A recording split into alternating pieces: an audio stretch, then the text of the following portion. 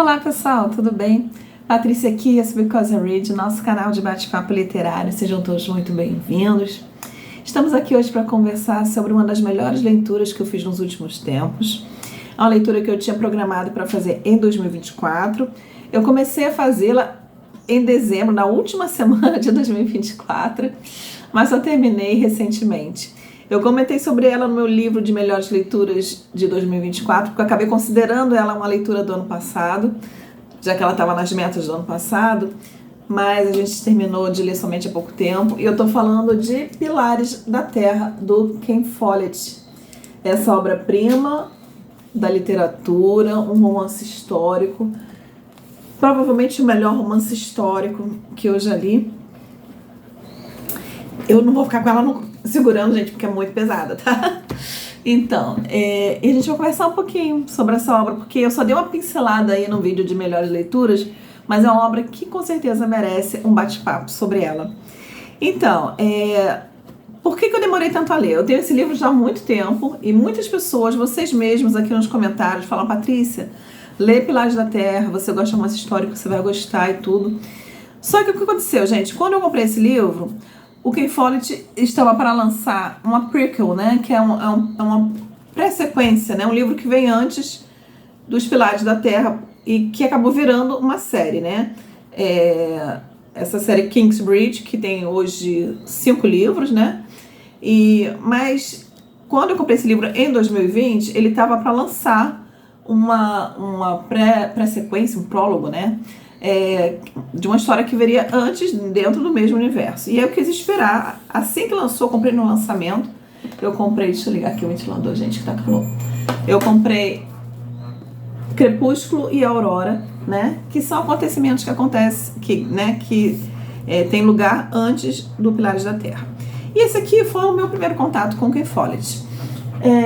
Eu gostei, no início eu estava gostando bastante, falei assim, nossa, ele lembra bastante o Bernard Cornwell, que é um ator que eu amo, né, também de romance histórico, mas depois eu comecei a achar a leitura muito crua, muito pesada, né, e li, gostei, mas fiquei meio assim, falei, gente, eu já não sou fã de sofrência, vou ler isso tudo aqui de sofrência, seguir a mesma linha do Crepúsculo e Aurora, vou ler isso, e fiquei adiando a leitura, mas aí ano passado eu coloquei nas metas.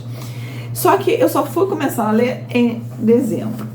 E devido a várias outras coisas acontecendo, a vida acontecendo, outras leituras, eu demorei a concluir essa leitura, né? Mas, gente, não foi por falta de querer, porque que leitura maravilhosa foi Os Pilares da Terra, né? Eu vou deixar aqui embaixo o link, porque eu acho que eu não tenho resenha aqui no nosso canal do Crepúsculo e Aurora. Eu vou deixar um link da resenhazinha que eu fiz escrita no nosso perfil do Instagram. Inclusive tem aqui embaixo na descrição do vídeo o link para o nosso perfil no Instagram, para o grupo no Facebook, para o grupo de discussão da leitura conjunta. Para quem está chegando aqui agora, o Because I Read todo mês tem uma leitura conjunta, a gente vai falar sobre ela aqui no final do vídeo. Deixo sempre o link da Amazon para os livros que eu mostro aqui para vocês também, combinado?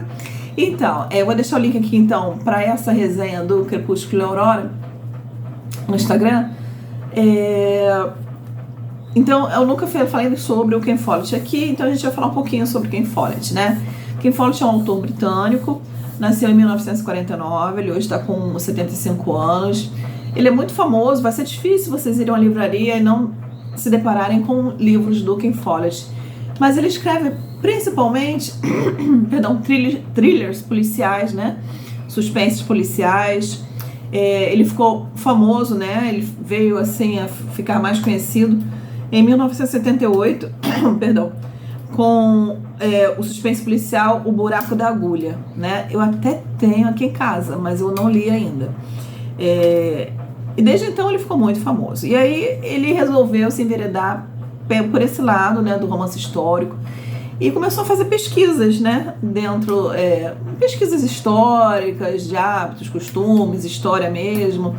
E nessa pesquisa que ele foi fazer sobre essa época assim, mais antiga, né, da história da Inglaterra dos primeiros séculos, ele se apaixonou, ele criou um interesse muito grande pelas catedrais, né, pela sua arquitetura, pela sua história, pela importância que as catedrais tinham para o povo naquela época.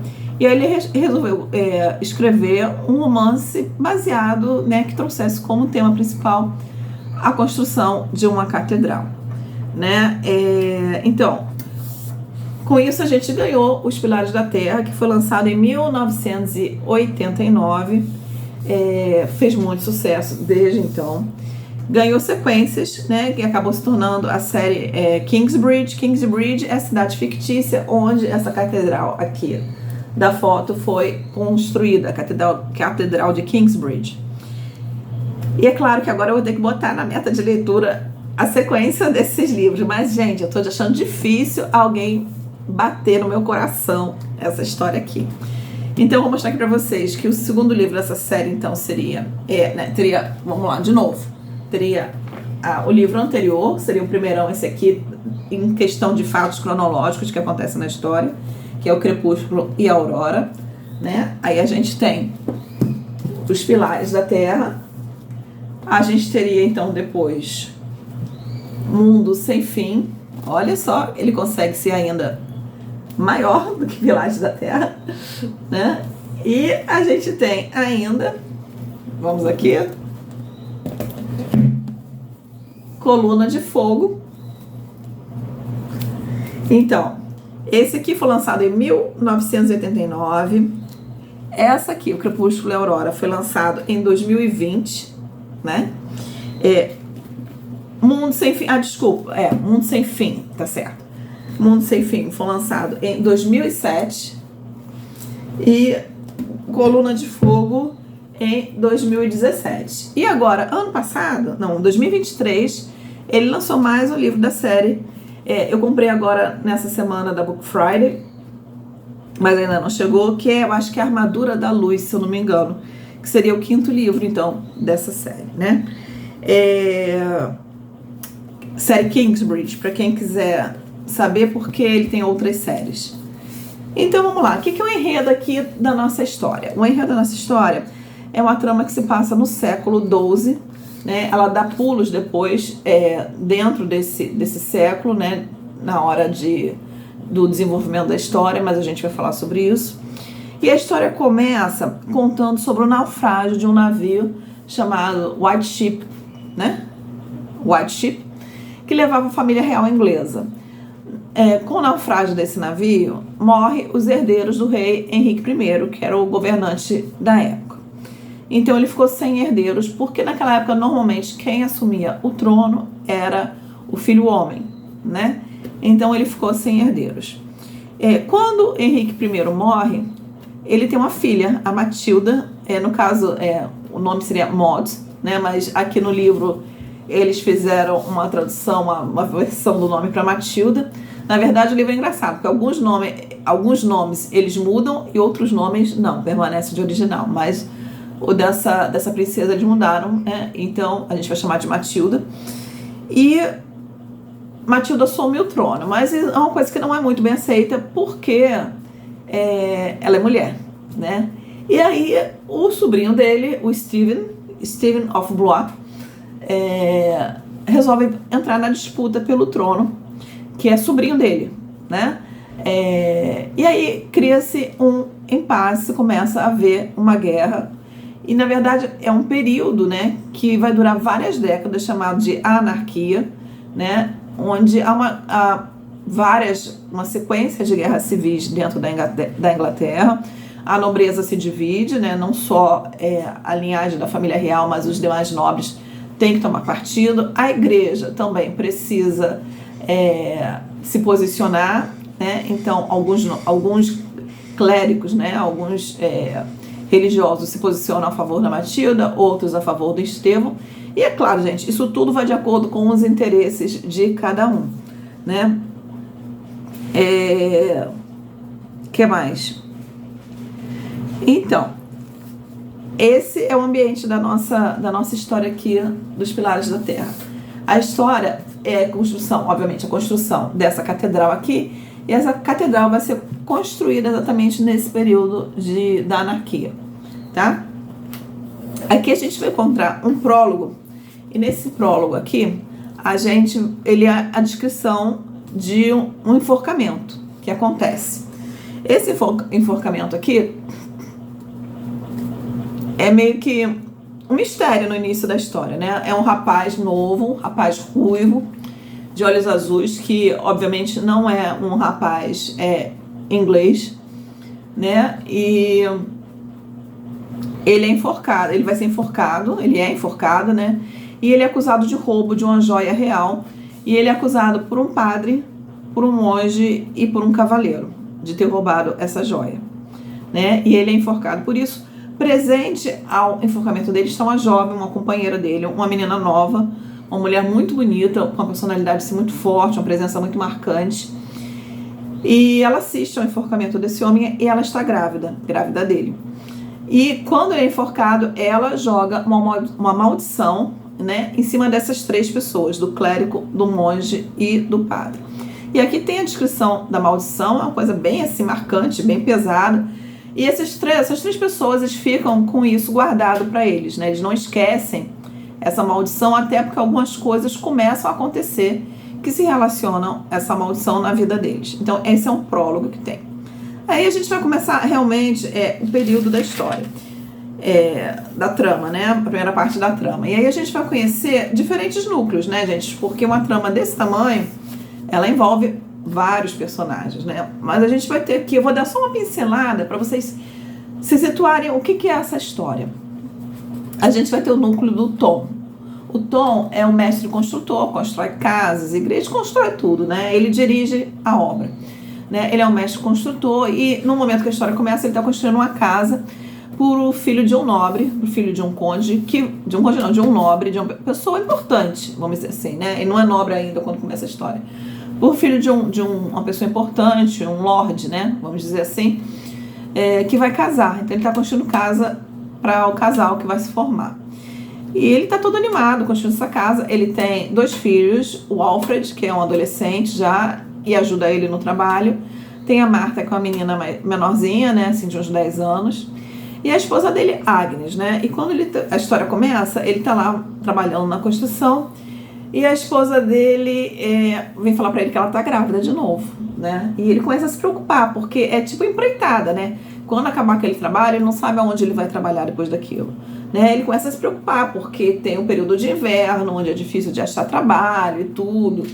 E aí ele está pensando nisso quando chega alguns cavalos, um grupo de cavaleiros, e ele vê que o filho do Lorde, para quem ele está construindo a casa, é o cara que vai morar na casa. E esse cara vem falar com ele, esse cara de uma forma muito bruta, muito grosseira, vem falar para ele que não precisa mais construir a casa porque o casamento foi cancelado e que demite ele, né? E a história começa assim, né? Ele se preocupando, e o que eu vou fazer agora? Vou para onde? Porque vai começar a temporada de inverno, ninguém está contratando. A gente está no momento, essa guerra civil, essa anarquia, né? Esse período de guerra criou miséria, desemprego, fome, né? E ele falou, como é que eu vou sustentar minha família aqui nessa situação, né? Bom, a gente pula daí e a gente vai para outro núcleo e a gente vai parar num monastério, assim, pequenininho, no meio da floresta. E quem trabalha nesse monastério é o Felipe. O Felipe também tem uma história que vocês vão conhecer aqui, uma história de infância, e que é o motivo pelo qual ele virou monge. Ele, o irmão dele também é um clérigo, só que não é monge, ele trabalha junto com o bispo, com o arcebispo de uma como é que se fala? De uma paróquia grande, né? Eu não sei o nome certo, porque eu não sou católica, mas vamos dizer assim, ele trabalha para um bispo de uma paróquia grande. E aí a gente tá aí nesse monastério e o Francis, que é o irmão do Philip, vem visitá-lo e conta para ele que tá havendo um complô, né, uma conspiração do rei, do Estevão, né, sobrinho do rei Henrique I que morreu, para tirar Matilda do trono. E isso não seria bom para eles, porque a Matilda, ela defende a igreja, o Estevão não, ou é o inverso, agora eu já não me lembro se é o Estevão que defende. E eles precisam fazer alguma coisa, a igreja precisa fazer alguma coisa para que isso aconteça ou não aconteça, alguma coisa assim. E aí o Philip, então, resolve contar sobre essa conspiração para o prior, né, para o superior dele, que é o prior de Kingsbridge, que é uma catedral numa cidade, num povoado, a uma certa distância da onde é o monastério dele. Então Philip viaja para esse monastério, vê a catedral. Quando ele chega lá, ele fica revoltadíssimo, que a catedral está em péssimas condições, cada um faz o que quer, e ele descobre que o prior está doente, está muito doente, né? E na verdade o que acontece é que o prior falece, né? E conversa vai, conversa vem, o Philip é eleito o novo prior desse lugar, de Kingsbridge. Gente, isso tudo não é um spoiler, porque isso tudo é o início dessa história aqui, né? Bom, nisso que o Philip é eleito o prior, né? Prior, né? De Kingsbridge. O Tom chega lá, onde está essa catedral, onde está esse monastério de Kingsbridge, pede emprego. Chega o Tom, chegam os seus 2 filhos. A esposa do Tom, a Agnes, morreu no parto, né? Mas o Tom chega com a outra mulher, a Ellen, e o filho dela, o Jack, que ele conheceu no caminho, no meio da floresta. A Ellen e o Jack moravam na floresta. Ele se apaixona assim logo de primeira, e o Tom resolve trazer ela, né? Se juntar com ela. Então agora eles todos formam uma família. O Tom, seus 2 filhos, com a Ellen e o seu filho, né? E aí ele chega lá em Kingsbridge pedindo emprego. O Philip fala que não tem condição, que o monastério tá paupérrimo, que tá tudo, que ele tem que economizar, ele não tem de onde tirar dinheiro. E o Tom fica muito triste, só que já tá anoitecendo. O Philip fala assim: olha, não precisa vocês irem embora hoje. Comam, durmam aqui, amanhã vocês vão embora. E aí o Jack, né, filho da Ellen, pensando assim, pô, mas se a gente for embora, o Tom não vai achar mais emprego em lugar nenhum. A esse momento do ano não vai ter mais emprego. E aí quando todo mundo está dormindo, o Jack vai lá e coloca fogo na catedral. A catedral queima toda. E acaba que Philip contrata o Tom para ser o mestre construtor, para construir uma nova catedral, né? E agora a gente vai falar do último núcleo aqui da história, né? Depois disso eu não falo mais nada, vocês vão ler o livro, que é o núcleo da Aliena. A Aliena é uma jovem, nessa época que começa o livro, é uma jovenzinha. Ela tem um irmão chamado Richard, mais novo, ainda criança assim, uns 11, 12 anos. E eles moram num castelo com o pai, que é viúvo, que é o Conde de Sharing.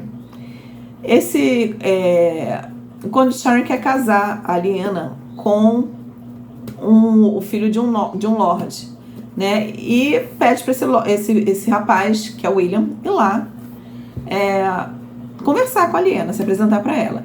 E o relacionamento da Aliena com o pai, a Aliena apesar de ser nova, a menina muito esperta, ela que ficou no lugar da mãe, que dirige os empregados, que cuida de tudo, muito inteligente, e o pai tem um relacionamento muito aberto assim com ela, né?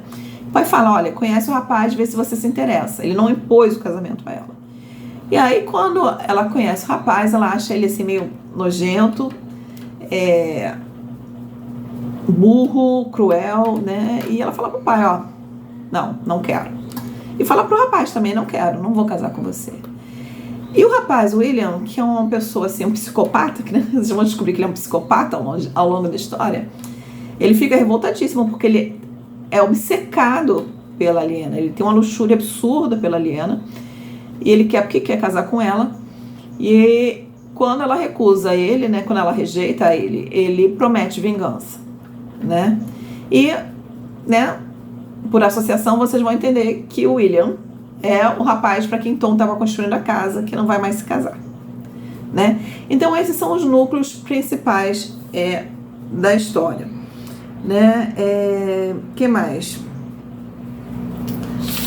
Então essa construção da catedral vai acontecer paralelamente a esse período de anarquia, que é um período muito conturbado na história da Inglaterra, né? Então essa catedral é construída a custo de sangue, suor e lágrimas, vamos dizer assim, né? E aqui a gente vai ter uma divisão assim muito clara, apesar dos personagens terem qualidades e defeitos, todos eles, a gente vai ter uma divisão muito clara do pessoal do bem e do pessoal do mal, né? O pessoal do bem é o Philip, né, que é o prior de Kingsbridge, o Tom, o Jack, apesar dele ter colocado fogo na catedral, a Ellen, né, que é a nova esposa do Tom, a Aliena, né? E do mal a gente vai ter esse William, né? A gente vai ter também o arquidiácono, né? Que é, vamos dizer assim, o superior do Philip, que é o Valeran, se eu não me engano o nome dele, Valeran Bigot, que é o arquidiácono, né? E vai ter a galerinha do mal aí, né? Então a gente vai ver o tempo todo na história esses dois lados, né, se chocando, né, de forma bem cruel, bem agressiva às vezes, né? Gente, sobre a narrativa, gente, é um livro de 941 páginas, é isso? Deixa eu ver aqui, se é isso mesmo que eu li. Isso, 941 páginas. Não, ó, você vê, página, apesar da diagramação muito boa, são páginas cheias, né? Então, assim, é muita história, gente. Mas por incrível que pareça, né? Ele está dividido, como eu já falei, num prólogo. E aí a gente tem, acho que 6 partes que estão divididas por períodos cronológicos. Às vezes de uma parte para outra pula alguns anos, né? Mas tudo acontecer ao longo da construção da catedral, né? Mas é uma leitura que flui muito rápido, né? O que a gente vai ter aqui de temas desenvolvidos? Nossa, tanta coisa que a gente fala aqui, gente. Intriga, corrupção, ganância, conflitos religiosos, descaso com a população, porque no meio dessa guerra civil, o que ninguém está se preocupando é o que está acontecendo com a população, se a população está sem emprego, se a população está passando fome, se a população está doente, né? Então, e vai ter eventos históricos como pano de fundo aqui para isso tudo que vai acontecer. Outro tema importante, um tema que eu adoro, que me fascina aqui, é a parte da arquitetura, né, gente? A parte da construção da catedral, né? Todo o projeto aqui, a gente vai ter envolvido nesse projeto o Philip, que é o prior, né, de Kingsbridge, o Tom, que é o mestre construtor, o filho dele, o Alfred.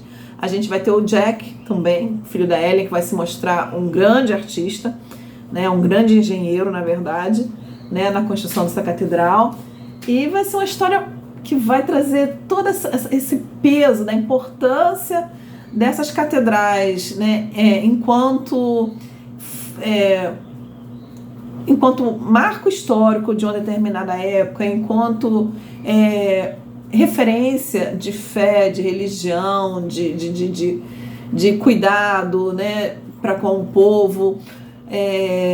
Gente, e a construção em si da catedral, né, como ela vai ser construída, os pórticos, os vitrais, é tudo assim. Eu sou fascinada por arquitetura, principalmente de catedrais, assim, de coisas históricas, grandiosas. E eu fiquei assim fascinada com essa parte aqui que é desenvolvida dentro do livro, que não é de uma forma chata de jeito nenhum, mesmo para quem não é apaixonado que nem eu, mas é tudo colocado de uma forma muito fluida, muito interessante aqui dentro, tá? Então, como eu já falei, Kingsbridge aqui, esse lugar é ficcional, né? O Follett baseou ele na cidade de Marlborough, acho que assim se pronuncia, Marlborough, em Wiltshire, né, no condado de Wiltshire, porque essa cidade ela fica próxima de 3 grandes catedrais, da Catedral de Winchester, de Gloucester e de Salisbury. Então, e inclusive essa catedral aqui, né, que foi construída dentro da história, ela foi baseada na Catedral de Salisbury e na Catedral de Wells, né? A arquitetura dela que ele imaginou está baseada nessas 2 catedrais, né? E é isso, gente. É uma história assim soberba, sabe?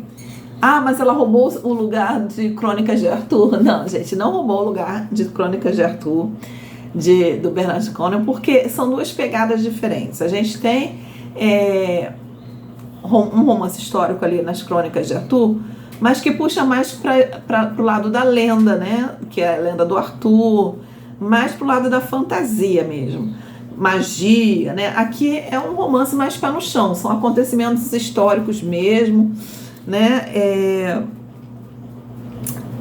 E aí a gente vai ter aqui todos os ingredientes, gente: amor, fé, religião, intriga, ciclos de vida completos, pessoas nascendo, pessoas morrendo, né, passando fome, sendo torturadas,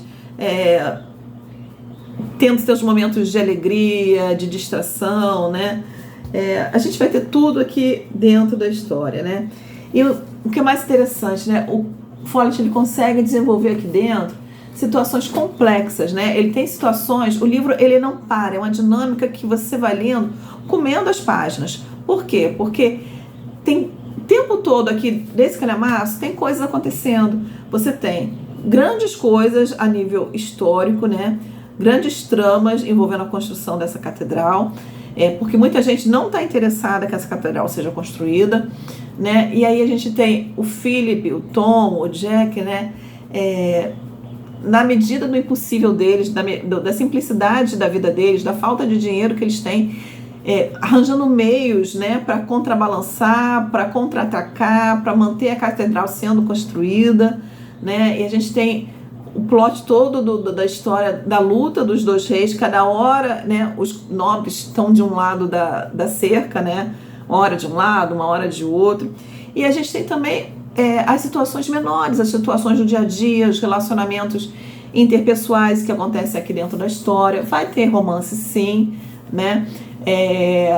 Mas o romance é trabalhado de uma forma muito secundária dentro da história. É importante, mas ele não é dado destaque na narrativa, vamos dizer assim. Ele acontece e a gente vai conhecer, né? Vai acompanhar o desenvolvimento desse romance, mas como mais uma coisa dentro de um turbilhão de coisas que estão acontecendo aqui dentro, né? E a construção de personagens, a gente vai ter toda a evolução. É um romance de formação em muitos sentidos, para alguns dos personagens aqui, para o Jack, para a Liena, para o Alfred, para a Marta, né?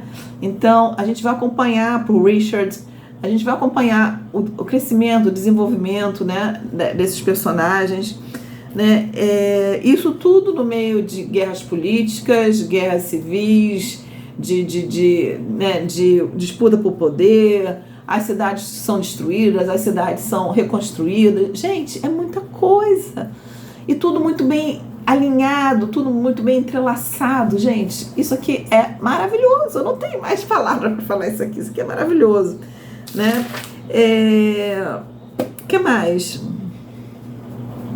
E assim, né? Outra coisa que eu não posso deixar de destacar. Por que isso é tão envolvente também? Além de uma coisa estar acontecendo na sequência da outra e a gente não ter tempo de respirar, não há digressões aqui dentro, gente. Isso tudo aqui não tem nenhuma digressão, não tem. Um parágrafo ou uma página que venha com uma reflexão de um personagem sobre uma situação, imediatamente ela é seguida pela ação desse personagem para resolver aquela situação, sabe? Ele não para ficar falando de um mesmo assunto. As coisas estão acontecendo, não é só diálogo também, mas coisas estão acontecendo o tempo todo. Então tudo muito bem balanceado, né? Os monólogos internos com os acontecimentos, né? É tudo muito bem balanceado. E pelo que Follett ter sido um pesquisador tão minucioso, tudo aqui dentro da história parece muito real, parece que a gente está dentro daquele contexto. Tanto as ferramentas, das mínimas coisas, as ferramentas que eram usadas, os hábitos, as formas de ser, as formas de falar, os costumes, as formas de se interrelacionar, né, vizinhos, dentro da família, com o próximo, com o amante, com a namorada, com o marido. É tudo muito pesquisado, muito colocado dentro do contexto daquela época. Então você realmente se sente no século XII, quando você está lendo essa história, né? E a outra coisa, né, que é um ponto bom, mas um ponto ruim para mim, né? Tem bastante sofrência dentro dessa história. O Follett não poupa os personagens dele. Se tiver que morrer, vai morrer. Se tiver que sofrer, vai sofrer. Se tiver que apanhar, vai apanhar.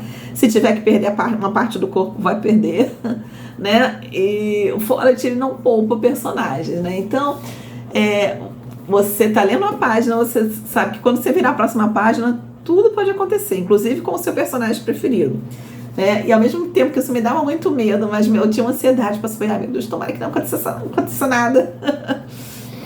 Mas, gente, muito, muito, muito, muito bom. Que mais? É isso, gente, é isso. Assim, todos os ingredientes para um bom romance histórico, sabe? Na minha opinião, né? tem o lado dos vilões, mas tem sempre aquele vilão que se destaca. Impossível você ler esse livro e não terminar a última página odiando esse William, né, que vai ser o vilão mor aqui dentro da história, né? A gente tem aquele mocinho, mas que não é um mocinho perfeito, aquele mocinho que erra, que vai lá e depois vai pedir desculpa, que tem fraquezas, mas que está tentando fazer as coisas da forma melhor possível para o bem de todos. A gente tem a visão como a ganância, né, dos poderosos, ela atinge as pessoas mais pobres, né? Como essa ganância, esses interesses políticos, os interesses religiosos, quando eles tomam prioridade dentro de um governo, como isso destrói a população, como isso é cruel com a população. A gente tem a questão da fé, da perseverança, do amor, daquilo assim, sabe? Mas não é aquela coisa brega, né? Aquela coisa né? Cringe, como se fala aí hoje em dia, né? É aquele negócio assim, nossa, eu preciso levantar e continuar, sabe? Apesar de tudo, eu preciso levantar e continuar, né? E eu acho isso muito legal, né? E o final, gente, que assim, não é um final perfeito, não vivem todos felizes para sempre, mas eu gostei muito, eu estava muito preocupada com esse final, enquanto eu estava lendo esse livro, mas eu gostei muito desse final, apesar de não ser todo aquele feliz para sempre. E é isso, gente, não tem como indicar mais essa leitura para vocês, tá bom? Sobre adaptações, tem adaptação, houve uma minissérie produzida em 2010, uma produção conjunta do Canadá, Alemanha e Hungria, né? Acho que tem 8 partes, né? Eu pesquisei na internet, diz que está na Globoplay e no Google Play, eu acho, e no Amazon Prime. Eu procurei no Amazon Prime Video que eu tenho, não achei na Netflix, não achei na Disney, então não sei se tem algum streaming que a gente tem aqui no Brasil que esteja passando Pilares da Terra. Eu gostaria muito de assistir, né? E descobri também que tem um videogame criado em 2017, né? Os Pilares da Terra. Para quem gosta aí de videogame, talvez valha a pena dar uma olhadinha. E é isso, gente. Maravilhosa leitura. O que eu quero falar com vocês, não esquecer de deixar o seu curtir, porque ajuda a divulgar o canal. Se você for comprar algum dos livros que eu mostrei, eu vou deixar todos esses livros aqui dessa série, aqui na descrição do vídeo, o link da Amazon. Se você for comprar, inclusive tem alguns deles que estão em promoção, porque a gente ainda está, hoje é o último dia da Book Friday da Amazon, usar o link do canal, porque ajuda o canal, tá bom? E eu quero falar com vocês o seguinte, nossa leitura conjunta, lembrar vocês que nós, como já falei no início, fazemos uma leitura conjunta todo mês.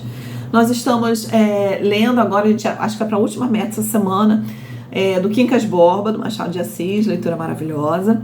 E a gente vai estar lendo mês que vem, eu quero convidar vocês. Vou deixar aqui linkado também o vídeo de todas as nossas leituras conjuntas de 2025, se você quiser dar uma olhadinha. A gente vai estar lendo em junho Os Lusíadas, de Camões. A gente vai estar lendo esse classicão. Eu tenho algumas edições Lusíadas, mas essa aqui eu tenho um xodó especial, essa edição lindinha aqui, né, da Nova Fronteira. Deixa eu abrir aqui para vocês verem, né? E a gente vai estar lendo os Lusíadas. Então, se você é aquela pessoa que teve vontade de ler os Lusíadas, mas eu acho que é difícil, eu acho que é complicado, vem ler com a gente. A gente já leu aqui na leitura conjunta, a gente já leu Homero, a gente já leu a Ilíada, a gente já leu Odisseia, eu já li a Divina Comédia, já li Eneida. E, gente, que leituras maravilhosas. E não é difícil nada de entender, gente. Dá para entender tranquilamente, lendo focado, a gente trocando ideias sobre leitura, trazendo dúvidas, tirando dúvidas, curiosidades. A leitura fica mais fácil ainda. Então, eu quero convidar vocês a ler o Lusíadas com a gente. O link para o grupo de discussão da leitura no WhatsApp está sempre aqui na descrição do vídeo. A gente só vai começar essa leitura em maio, tá? Em junho. A gente está lendo agora Quincas Borba.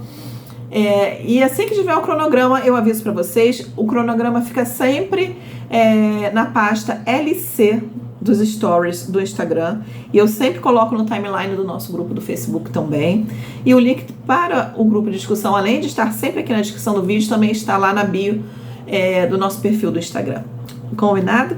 Gente, ótimo conversar com vocês. Um grande abraço e até a próxima. Tchau, tchau.